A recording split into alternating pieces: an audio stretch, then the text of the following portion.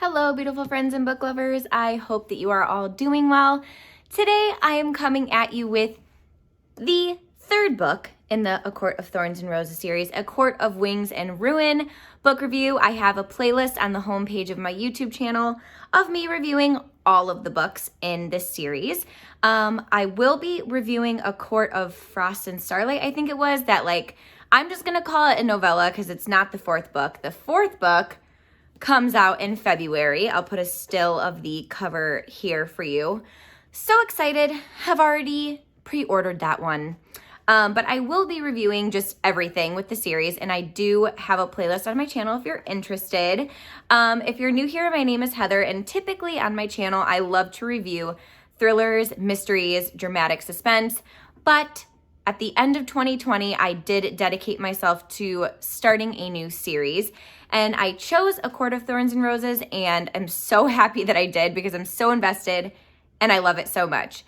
So my next video is going to be a video for a thriller review, which is going to be The Dilemma by B.A. Paris. I'm super excited to read this one because I loved Behind Closed Doors by this author.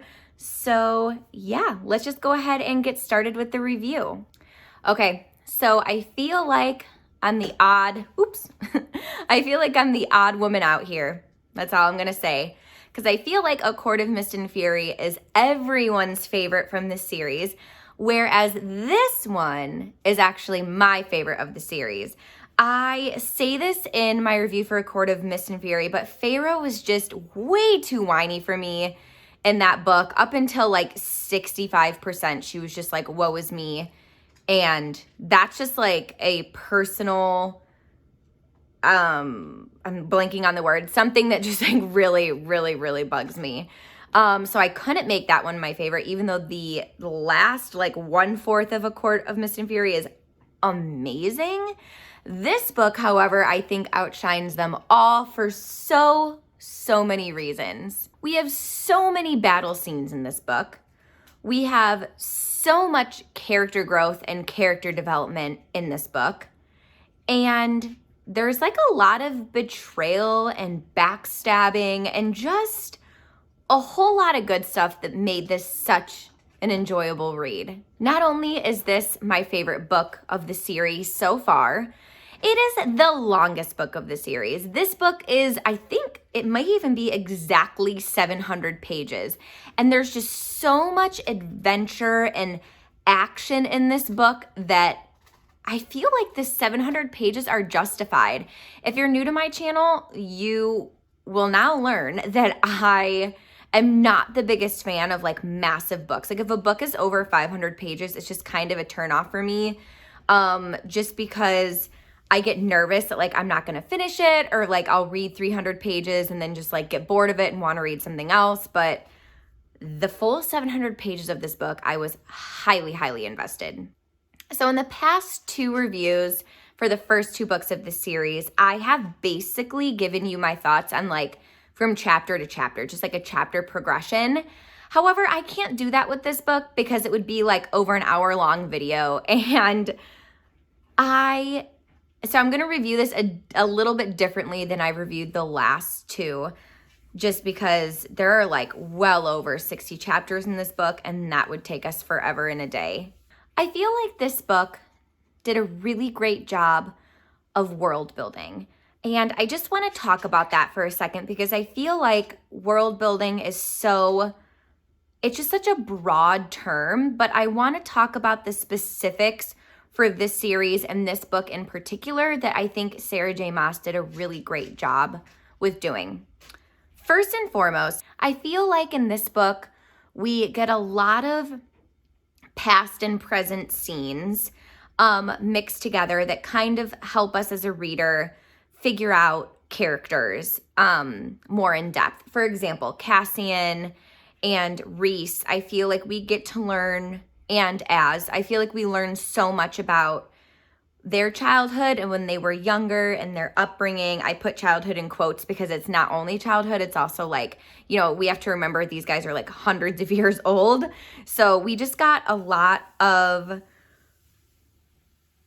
insight into what it was like for them before the present. I feel like when our characters branch off into their memories, it helps us set the tone for different aspects of the world. Like, I feel like we learned so much about the camp that Reese and Az and Cassian all grew up. I feel like the Illyrian camp. I feel like we learned a lot about their army and how they ended up, you know, aiding in the big battle at the end of the book. I just feel like those things are so important to a series like this. When you have a multiple book series, you have to make sure that you give it depth. And I feel like Sarah J. Maas does that when she takes us back and she lets us know, like, this is where we started. You know, this is our current relationship with, like, the Illyrians now. Like, are they going to help us in the end, or are they going to be too stubborn, or are they not going to want to work with us? And I don't know. I feel like she does a really good job with that. Another example would be looking at Elaine and Nesta and Feyre's past from when they all lived together growing up, before they were changed. I feel like obviously we saw a lot of how Nesta was just so aggressive in this book and just went out of her way to be angry and to treat people poorly. And I feel like we learned that she's always basically been this way, right? Like, this isn't anything new. And you kind of just learn to, like, despise her as a character, right? But, you know, you've also learned that, like, she always has cared for Elaine. And she's, you know, despite hating everybody else and Feyre fending for herself and Nesta not, you know, caring, she's always cared about Elaine. And I feel like when you get glimpses into certain characters, it makes you excited. Like, I think I said this in book 2's review, but, like, I wasn't super keen on book 4 being from Nesta's point of view. But now I kind of am, because it's like, I want to know why she's that way.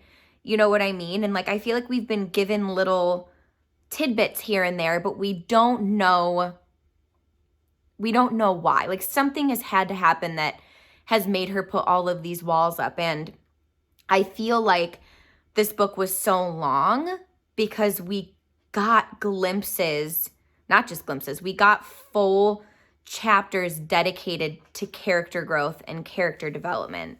Let's talk about some things that really stand out about this book in particular. The one thing that really stands out for me that I have to start off with is, like, the amount of betrayal in this book. And I put that in quotes because I'm not so sure that that's, like, the correct adjective for it. But when Feyre basically does her whole ruse in the beginning of the video, right, and tricks Tamlin, she betrays him. And Tamlin was just so blind to everything. But I feel like nobody else was. Like, Ianth, again, I don't even know how to begin to pronounce her name. Someone let me know in the comments, please. But Ianth and Lucian were, like, totally on to Feyre.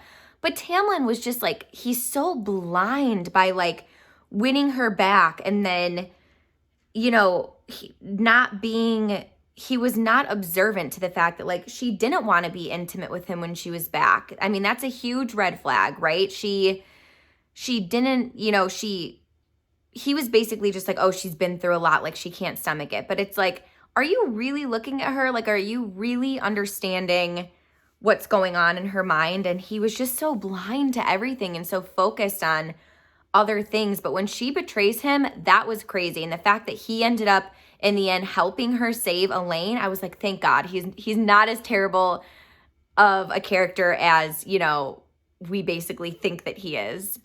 Another example of betrayal is when Eris pretty much says, you know what, I'll help you, Reese, because I'm going to eventually kill my father one day so I can sit on the throne. That is insane, because we have learned to really hate him and everything that he did to Morgan. But I was like, oh my gosh, I just really kind of, like, want to see that happen. I don't know. I want to see what he would be like in power. But I mean, that's a huge betrayal to his family. And besides how they treat Lucian, their family seems pretty tight-knit. So it's like, are his brothers going to turn on him? Like, what's going on. But I feel like betrayal, oops, sorry, just knocked into this. I feel like betrayal had an overarching theme in this book for sure. While this book is my favorite of the series for sure, it's definitely not 100% perfect. And I kind of wanted to talk about some things that just irked me with it. I found some examples in this book where I feel like I was just frustrated with certain characters. Like, I would be reading it and I'm like, why are they doing A, but they really should be doing B? For example, in the beginning of the book, when Feyre was out with Lucian and they're like exploring, like mapping out the land a little bit, I was like, why doesn't she just winnow away, like bit by bit until she gets back home? Like, I feel like she could have basically escaped if she wanted to. And I feel like she kind of dragged it out and like made us wait until like a really intense situation. But I was like, I feel like this is easily like solvable. Like, what is she doing? Another like, wait, what kind of moment for me when reading this was when her and Lucian were poisoned, and they didn't have enough power to even heat themselves in the night, and they had to use body heat, which was just so awkward for the both of them.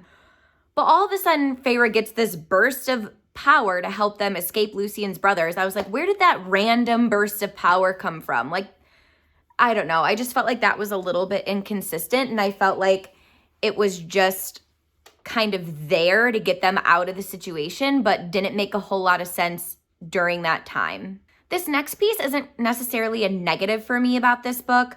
It's just something that I hope that gets a little bit more elaborated in book 4, and that's like the death gods, and I want to know more about the bone carver's past and Amren's past.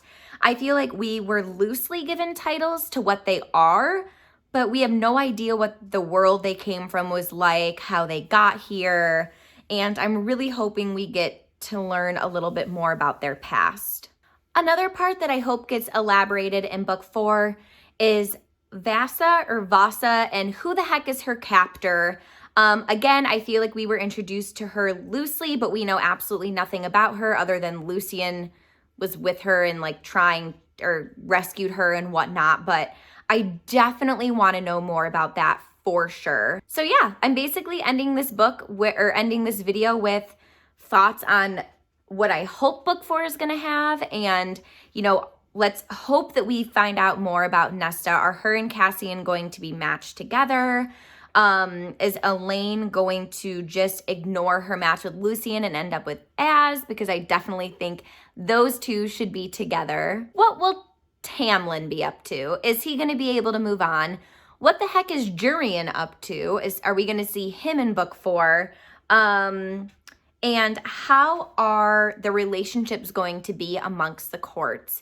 I definitely have high hopes for book 4. I feel like there were a lot of loose ends here that need to be tied up, and I hope book 4 is just as action-packed because I loved the amount of action in this book. All right, you guys, so that's basically all of my thoughts on book 3 in the A Court of Thorns and Roses series. I hope you guys enjoyed. Please leave comments below of what you thought about this book, if we had differing opinions or similar opinions.